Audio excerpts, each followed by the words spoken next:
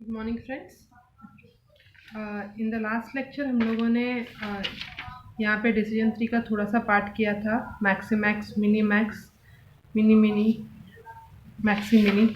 अब हम आगे बढ़ते हैं यहाँ पे डिसीजन मेकिंग अंडर रिस्क। अगर आपको वो उसमें कुछ डाउट रहेगा तो आप मुझसे पूछ सकते हैं, जो प्रीवियस हम लोगों ने किया था। एंड एक बार ये आगे का स्टार्ट करने से पहले आप पिछला एक बार रिवाइज कर लीजिए। सो थोड़ा सा हम लोग यहाँ पे थ्योरी पार्ट हम लोग एक बार रीड कर लेंगे जस्ट बिकॉज, क्योंकि अभी हमारा पेपर कैसा है, एमसीक्यूज भी आने वाला है, डिस्क्रिप्टिव आने भी वाला है, दोनों चीज़ आने वाले हैं। So it is necessary to read at least once the theory part. So मैं यहाँ पे रीड करूँगी जस्ट, एंड जो मुझे लगेगा मार्किंग करवाना है वो मार्किंग करवा दूँगी मैं। सो यहाँ पे क्या बोला है, in the situation the decision maker has the knowledge of the probabilities of occurrence and each state of the nature from the past experience. These probabilities are obtained from the past records from personal judgment. ये probabilities कैसे निकलते हैं? By the way of personal judgment. ठीक है, of the decision. Thus, a prior distribution of probabilities along with various states of nature is known to the decision maker. It is called as probability distribution. Probability distribution किसको बोलते हैं? Prior distribution of probabilities, मतलब पहले ही आप जो probability है उसको आप डिस्ट्रीब्यूट कर देते हो, आपको पहले से उसके बारे में सब नॉलेज है। कैसे नॉलेज है? Because of the past experience. Okay, so आगे क्या यहाँ पे बोला गया?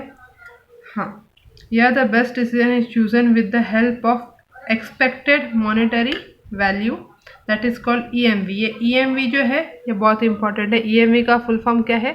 Expected monetary value. प्लीज आप लिख लीजिए, ये हमारा इंपॉर्टेंट पार्ट यहाँ पे बनने वाला है। Further EMV is calculated for each course of action. अब ये जो कैलकुलेशन पार्ट है ये आपके प्रैक्टिकल में आ जाएगा, ठीक है, कैसे क्या कैलकुलेट करते हैं, नहीं कैलकुलेट करते वो। The payoff table is corresponding probabilities. It is either given on calculated calculated from given information. It is called conditional payoff. Okay, यहाँ पे इससे कुछ स्टेप्स दिए हुए।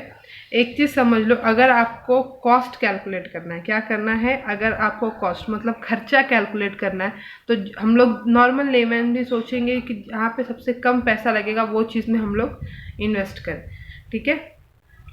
तो जहाँ पे कॉस्ट की बारी आई वहाँ पे हम लोग मिनिमम पे ऑफ लेंगे, और जहाँ पे एक्सपेक्टेड पे ऑफ की बात है, एक्सपेक्टेड पे ऑफ मतलब हमको कितना पैसा मिलने वाला है, वहाँ पे क्या आएगा? मैक्सिमम पे ऑफ। क्या आएगा? मैक्सिमम पे ऑफ। हम लोग एक सम देख लेते हैं कैसे क्या करना है। It is very simple, starting with the illustration 4. Suppose we consider the example 1 earlier solve, okay, with the probabilities 0.4, 0.5 and 0.1 assigned to these states S1, S2 and S3 respectively. Okay, अभी हमको क्या यहाँ पे EMV कैलकुलेट, ये कौन सा? इन लोगों ने डायरेक्ट पे ऑफ टेबल वहाँ से उठाया है। ये डायरेक्ट पे ऑफ टेबल नहीं बनता, हमको बनाना पड़ता है कभी कभी, ठीक है। वैसे 5 मार्क्स के लिए उतना लंबा छोटा नहीं पूछेंगे, एंड जिस टाइप का आपका एग्जाम होने वाला है करंट सिचुएशन में, आई होप सो ज़्यादा कुछ वो लोग आपको तकलीफ ना दे, क्योंकि ऑनलाइन होने वाला है, MCQs आएंगे एंड थोड़ा सा डिस्क्रिप्टिव आएगा, ठीक है। अभी डिस्क्रिप्टिव कैसे क्या करने वाले उसका अभी तक कुछ क्लैरिफिकेशन खास आया नहीं है। तो ये डायरेक्ट यहाँ से हम लोगों ने कहा गया हमारा क्वेश्चन नंबर 1।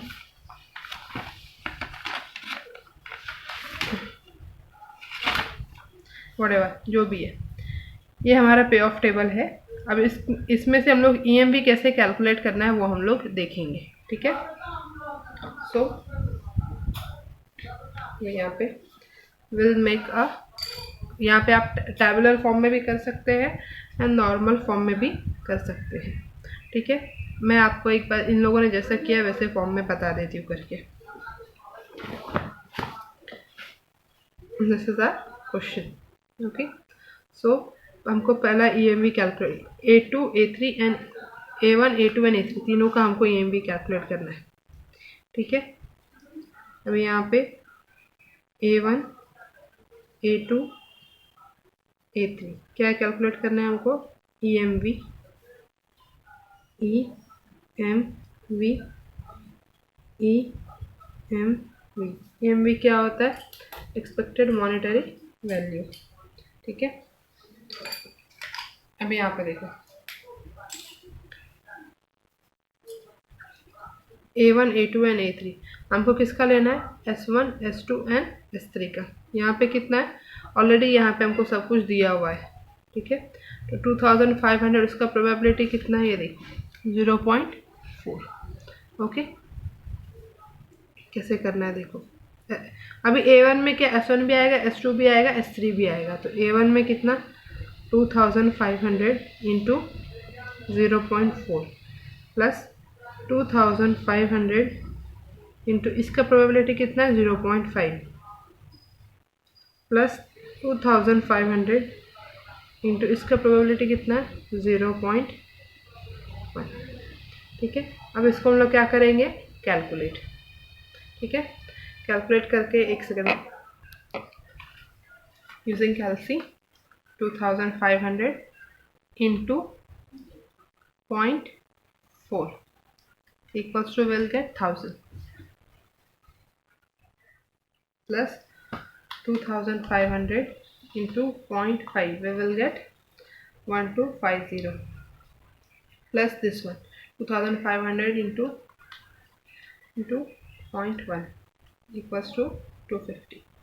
इस सबको ऐड करेंगे तो इसका EMV हमको मिल जाएगा। How much it is? 250 plus 1250 plus 1000। सो इसका EMV कितना हो जाएगा? 2500। ठीक है, फर्दर अब इस 2 का कैलकुलेट हम लोग करेंगे। ठीक है, अभी यहाँ पे 4000 इंटू 0.4 प्लस 3500 इंटू यहाँ पे 0.5 प्लस 2000 इंटू 0.1। इसका जो भी आंसर रहेगा आपको यहाँ पे लिख लेना है। ठीक है, next 5000 into 0.4 plus 2500 into again 0.5 plus 2000 into कितना? 1200 इंटू 0.1, तो ये कितना आ जाएगा? 1200 इंटू 0.1। इसका आंसर कैलकुलेट किया तो इसका कितना आएगा? 3550। इसका कितना आएगा? 3370। ओके, अभी हमको यहाँ पे क्या पूछा है? एक्सपेक्टेड मॉनेटरी वैल्यू, मतलब जो बेस्ट है। एक्सपेक्टेड मॉनेटरी वैल्यू मतलब हमको कहाँ से सबसे ज़्यादा पैसा हमको आने वाला है। तो अगर एक्शन 1 हम लोग चूज़ करते तो उसमें कितना मिलेगा हमको? 2500। एक्शन 2 चूज़ करते वहाँ पे कितना मिलेगा? 3550। और एक्शन 3 चूज़ करते तो 3370। तो हमको ये देखना है कि हमको किस में सबसे ज़्यादा पे ऑफ मिल रहा है, मतलब कहाँ से ज़्यादा पैसा आ रहा है। तो that will B second action. तो जिसका EMV ज़्यादा रहेगा उसको हम लोग चूज़ करेंगे for the purpose of expected monetary value, मतलब पे ऑफ पूछ रहा है कितना है। ठीक है, ओके, प्लीज़ आप इसको पॉज करके लिख लीजिए। ठीक है, ये मैथ्स का आपके बुक का 4th सम है, page number 306। Okay, now will start with the next sum. अब इसमें क्या बोला है हम लोग पहले देख लेते हैं। A farmer wants to decide which of 3 crops he should plant on his farm. तो प्रॉफिट, अभी एक फार्मर है, उसको डिसाइड करना है कि उसके पास 3 क्रॉप्स है। कौन सा लैंड एक ही है, उसके पास 3 क्रॉप्स है। तो उसको ये डिसाइड करना है कि कौन सा प्लांट मैं उस लैंड पे ये ग्रो करूं जिससे मेरे को बहुत ज़्यादा प्रॉफिट हो। ठीक है, the profit for each crop is dependent upon the rainfall. अभी प्रॉफिट किसके ऊपर डिपेंडेंट है? बारिश के ऊपर। ठीक है, during the season he has categorise the rainfall as substantial, moderate and light. जो हमारा S1 S2 S3 होता है हम लोग निकालते हैं, वो ये है यहाँ पे substantial, moderate and light. He estimates his profit for each crop as shown in the table. हर क्रॉप के लिए वो प्रॉफिट एक एस्टिमेट उसने निकाला हुआ है।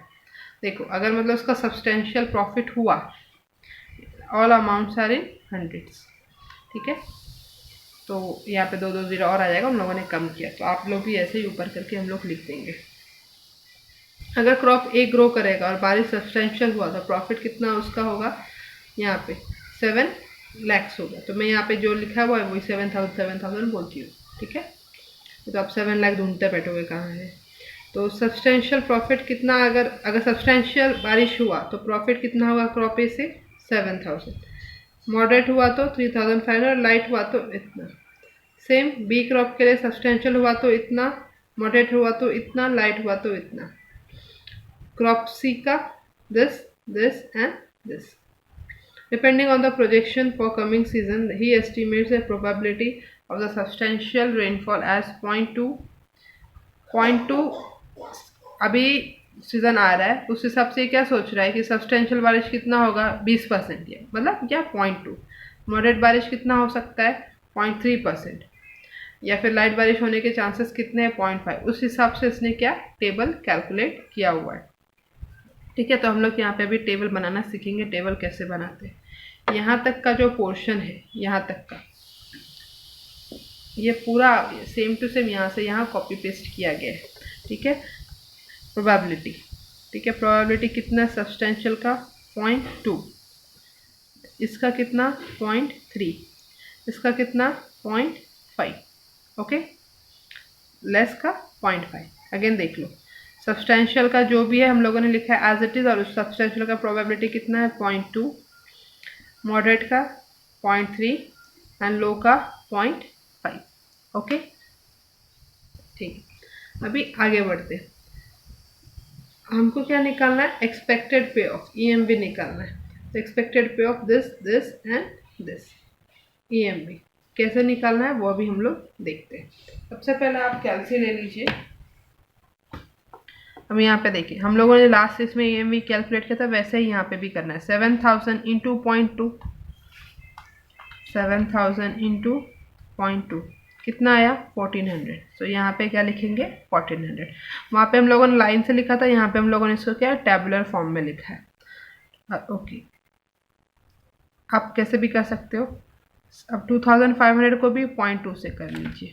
2500 इंटू 0.2 कितना आएगा 500।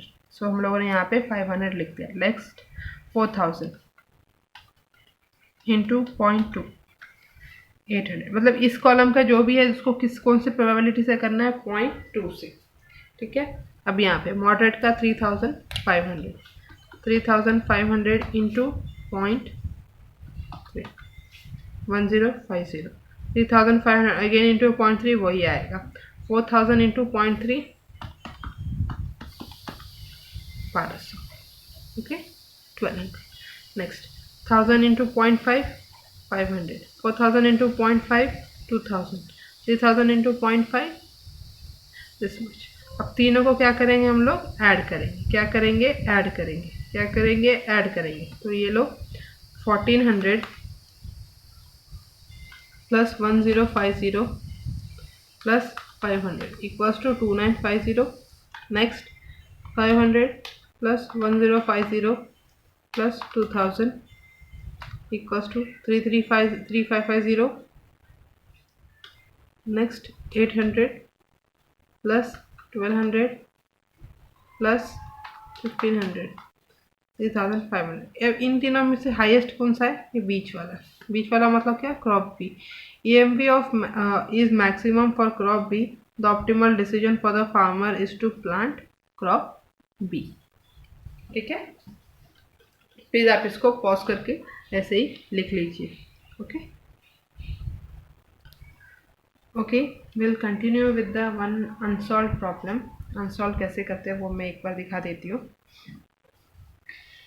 This is the question number 15 we are taking. So अभी इसमें क्या करना है, मैं टेबल एज इट इज़ रखती हूँ यहाँ पे। आपको कैसा, जैसे हम लोगों ने लास्ट सब में किया था टैबुलर फॉर्म में, वैसे भी आप कर सकते हो, या फिर आपको थ्योरी फॉर्मेट में करना है वैसे भी कर सकते हो। It is up to you. मैं फटाफट टेबल बना लेती हूँ, so it will be easy for us. Tabular form हमेशा अच्छा रहता है। सो यहाँ पे मैंने लिखा same course of action. Okay, it is A1, A2 and A3. State of nature S1, S2 and S3.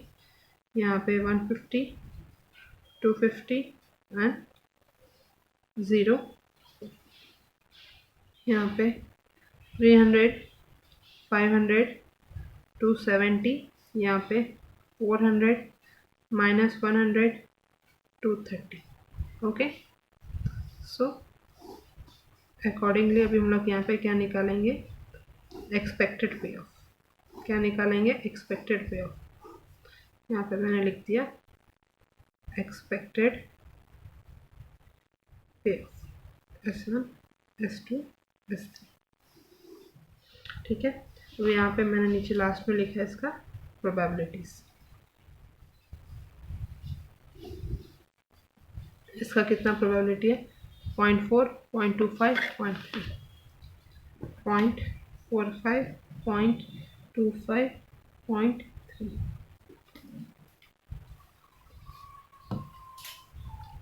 Okay, so first 150 into 0.45, 150 into 0.45, it will be 67.5. Okay, next 200 into 0.45, 200 into 0.45, ये कितना होगा, 90. Anything multiplied by 0 is 0. Next अभी 300 into 0.25, 300 into 0.25 कितना आएगा, 75. Next 500 into 0.25, 500 into 0.25, 125. 270 into 0.25, 270 into 0.25 ये कितना आएगा, 67.5. आगे लास्ट 400 into 0.3, 120. यहाँ पे लास्ट में EMV कैलकुलेट कर लेंगे. ठीक है, 100 into 0.3, 100 into 0.3 कितना आएगा, 0.30, बट याद रखना माइनस में है. Next 230 into 0.3, 69. Okay, now we'll calculate all these things. 67 plus 75 plus 120, 67.5 plus 75 plus 120 कितना आएगा, 262.5. okay, next 90 plus 125, 90 plus 125, यहाँ पे -30 है तो -30, it will be 185.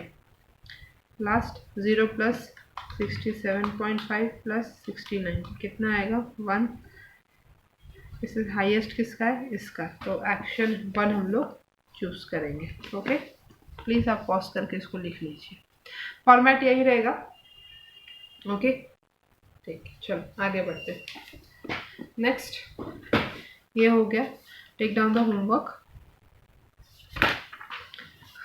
This and this will be your homework. ठीक है, 2 सम कर लो, प्रैक्टिस करने इनफ है, इससे ज़्यादा करने की ज़रूरत नहीं है. ठीक है, विल मूव फर्दर नाउ. 8 भी वैसा ही है, 2 कर लो, इनफ है, और करने की ज़रूरत नहीं है.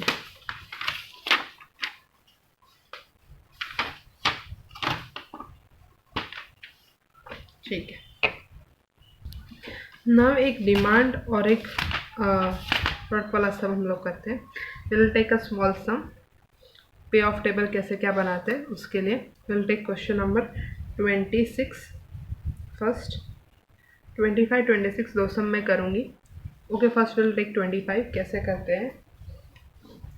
ठीक है, सो यहाँ पे क्या बोला है, the following is a demand distribution of a certain product, number of units and probability कितना है, एंड सेलिंग प्राइस कितना है, एक का 100, and what is the cost is 70। अब यहाँ पे कैसे क्या बनाना है हमको, फिर हमको यहाँ पे देखो अभी तक हमको टेबल बना के देते हैं, हमको टेबल भी बनाना है एंड देन उसका एक्सपेक्टेड पे ऑफ भी बनाना है।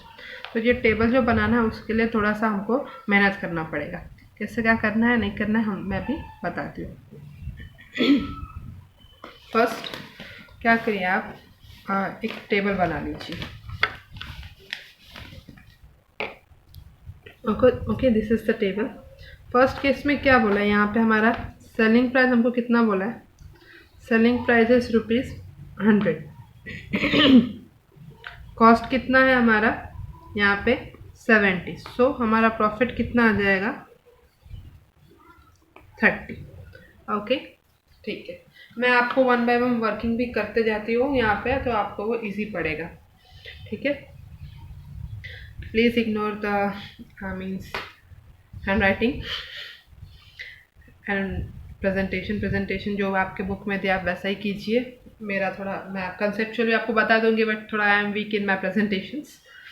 ओके सो यहाँ पे जो है फर्स्ट केस क्या है, अगर मेरा 10 यूनिट्स मैंने डिमांड किया है और मेरे पास 10 यूनिट्स है, 10 यूनिट्स मेरे पास है और 10 यूनिट्स मेरा डिमांड है, 10 प्रोडक्ट है मेरे पास और 10 मेरा डिमांड है, तो मतलब जितना मैंने मंगाया था सबका सब बेचा, सबका सब बिक गया। कितना यूनिट्स है मेरे पास 10। अगर एक यूनिट बेचूंगी तो मेरा प्रॉफिट कितना आएगा 30। 10 यूनिट्स पूरा का पूरा मैं बेच रही हूँ, पूरा का पूरा मैं बेच रही हूँ, तो मेरा प्रॉफिट कितना आएगा यहाँ पे 30। 10 इंटू 30 दैट विल बी 300। ठीक है, तो यहाँ पे प्रॉफिट डायरेक्ट मैंने लिख दिया। यहाँ पे मेरे पास कितना प्रोडक्ट है 10, डिमांड है मेरे पास 11। मैं ज़्यादा बेच सकती हूँ क्या, नहीं, मेरे पास जितना है उतना ही बेच के मैं उतना ही प्रॉफिट कमाऊंगी, that will be again 300। Again मेरे पास प्रोडक्ट कितना है 10, डिमांड कितना है मेरे पास 12। ठीक है, तो क्या ये मैं बेच पाऊंगी क्या, नहीं, 10 ही बेच पाऊंगी, ज़्यादा नहीं बेच पाऊंगी मैं, सो इट विल बी 300। नेक्स्ट, मेरे पास प्रोडक्ट 11 है बट मेरे पास डिमांड कम है, मेरे पास डिमांड कम है, मतलब मैंने 11 प्रोडक्ट खरीद के रखा है ऑलरेडी मेरे पास और मेरे पास डिमांड सिर्फ 10 के लिए आया है। ठीक है, यहाँ पे मैंने प्रॉफिट डायरेक्टली कैलकुलेट कर दिया क्योंकि मेरा ज़्यादा था ये। ठीक है, ओके यहाँ पे क्या करेंगे, मैंने कितना खरीद के रखा है 11 खरीद के रखा है, कितना खरीद के रखा है 11, कितना है 11 का कॉस्ट 70, एक का कॉस्ट कितना है 70, तो 11 इंटू 70, 11 इंटू 70 माइनस 11 मैंने खरीद के रखा है और मेरे पास बिका कितना, सिर्फ 10 बिका है। बेचने का रेट क्या है 100, बेचने का रेट क्या है 100, तो 100 into 10।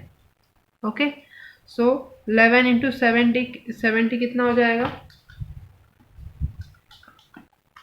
It will B 770 minus 100 into 10, 100 into 10 कितना होता है, इट विल बी 1000, मतलब कितना आएगा 230 आ जाएगा। मतलब यहाँ पे देखो ये मेरा क्या है कॉस्ट, ये मेरा क्या है सेलिंग प्राइस। अभी भी मैं फ़ायदे में हूँ, अभी भी मैं किस में हूँ, फ़ायदे में हूँ। Ignore the negative sign, negative sign मैंने आपको सिर्फ समझाने के लिए यहाँ पे बताया कि कैसे क्या करना है। आपको पहला सेलिंग प्राइस में से ही कॉस्ट प्राइस माइनस करना है। तो हमारा प्रॉफिट यहाँ पे कितना आ रहा है 230, so we will be writing here 230। Okay, ये आप यहाँ पे रब कर दो, मैं लिखना तो आपको लिख लीजिए। ठीक है, ये कॉस्ट कैसे आया, मेरे पास कितने प्रोडक्ट्स थे 11 इंटू 70 और ये सेलिंग प्राइस कैसे है, मैं बेचा कितना मैंने ओनली 10 इंटू 100।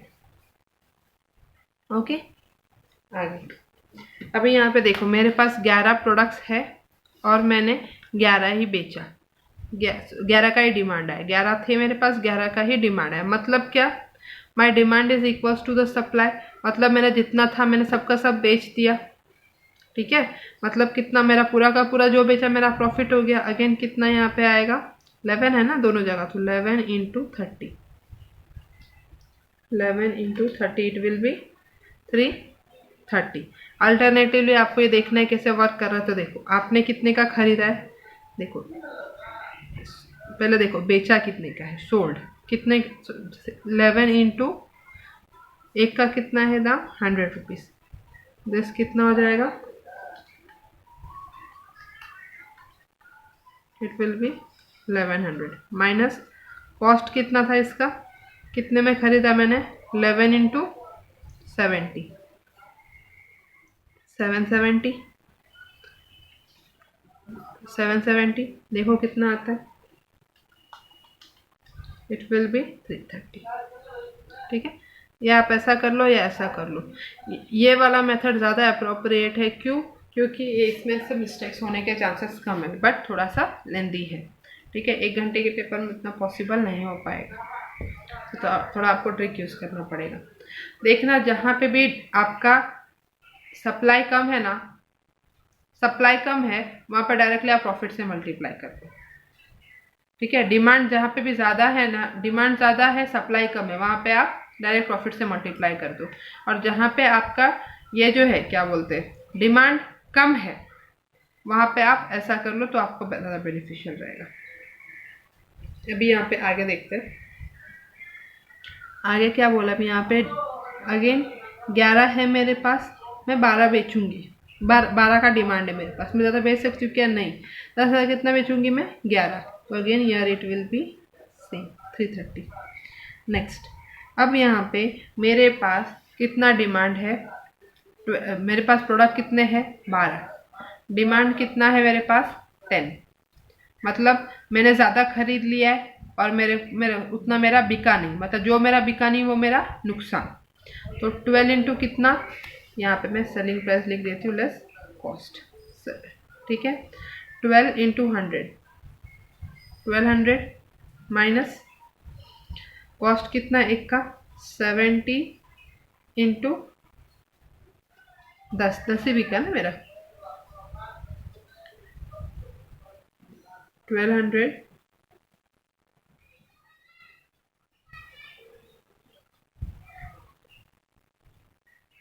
माइनस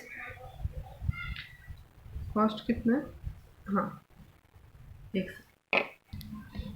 कॉस्ट कितना जाएगा मेरा, मतलब यहाँ पे मैंने कितना 12 खरीद के रखा है, सॉरी 10 नहीं 12 आएगा ये, मैंने 12 खरीद के ऑलरेडी रखा है।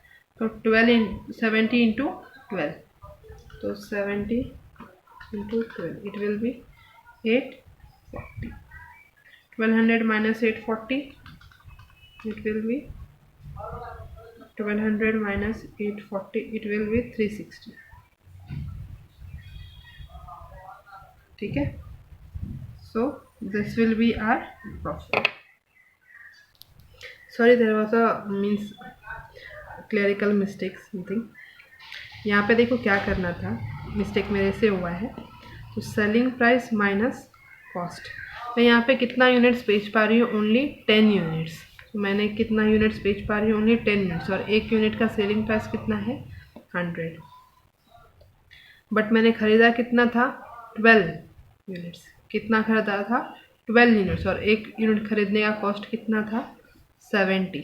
सो 10 into 100 it will B 1000 minus 12 into 70, 12 into 70 कितना हो जाएगा 840। So your answer will be 160। Okay, sorry from my part 160। Again next जो है इसका कैसे कैलकुलेट करेंगे, मैं यहाँ पे कर लेती हूँ, ये आपका रफ नोट में आना चाहिए सब, ज़रूरी है कि आप वर्किंग नंबर दो, it is for your purpose. हाँ, सो यहाँ पे again selling price minus cost, अभी यहाँ पे कितना यूनिट सोल्ड हुआ है 11 सोल्ड हुआ है, डिमांड जितना उतना ही सेल होगा। तो 11 इंटू एक का कितना है 100 माइनस है अपने पास कितना 12 इंटू एक का कितना है 70 रुपीज़, 11 इंटू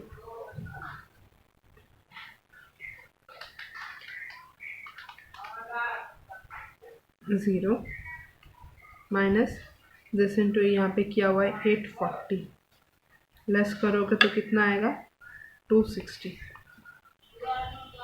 ओके, तो यहाँ पे देखो 12 डिमांड था 12 सप्लाई है, दोनों का मतलब जितना था उतना बेच था, कोई तकलीफ नहीं है, मतलब 12 इंटू जितना अपना प्रॉफिट रहेगा उतना हम लोग कर सकते हैं। प्रॉफिट कितना है यहाँ पे 30, तो 30 इट विल बी 360। ओके, चलो इतना हो गया। आप एक बार ये वर्किंग वगैरह सब लिख लीजिए साइड में कहीं, तो कैसे क्या ये आया है, ठीक है।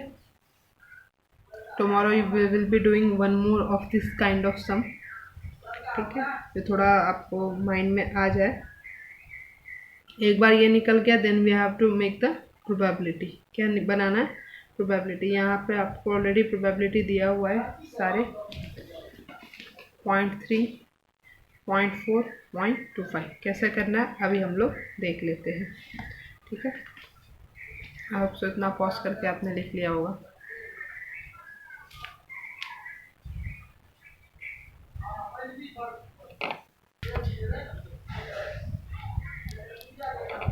अभी यहाँ पे हम लोगों ने बना लिया। यहाँ पे मैं EMV लिख लेती हूँ, ठीक है। ये जो है समरी टेबल, वो जो हम लोगों ने पहले सम किया था उसका ही है ये। अब इसका कितना है, मैं नीचे यहाँ पे 0.35 लिख देती हूँ, यहाँ पे 0.4 एंड यहाँ पे 0.25 एज इट इज़। 300 को इससे, इसको इससे, इसको इससे, ऐसे वी हैव टू मल्टीप्लाई।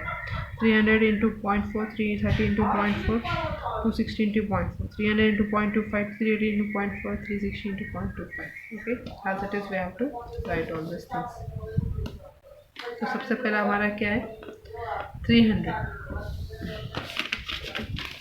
एक second, 300 into 0.35, 300 into 0.35, it will be 105, 260, sorry 230 है, 230 equal to 230 into 0.35, 80.5, 160 into 0.35, 56. Further 300 into 0.4, 330 into 0.4, 260 into 0.4, 104, 300 into 0.25, 75, 330 into 0.25, 825, sorry 330 into 0.25, 82.5, last 360 into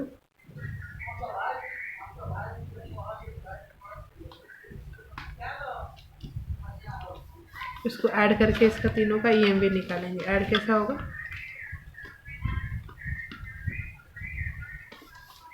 okay 105 plus 120 plus 75, it will be 300, 80.5 plus 132 plus 82.5, 29.5 plus 104,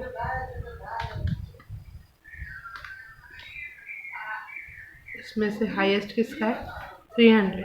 so first one we will be selecting as, मतलब कितना जो है 10 का product हमको बेचना है, ठीक है, ये वाला, ओके, जिसका भी हाईएस्ट EMV है that we have to select, okay. ये जैसा किया वैसा 26 हम आप करके देखो, आया तो ठीक है, बट मैं आगे का मैं करूँगी, ओके। प्लीज़ जो भी डाउट्स रहेगा you can message. Thank you.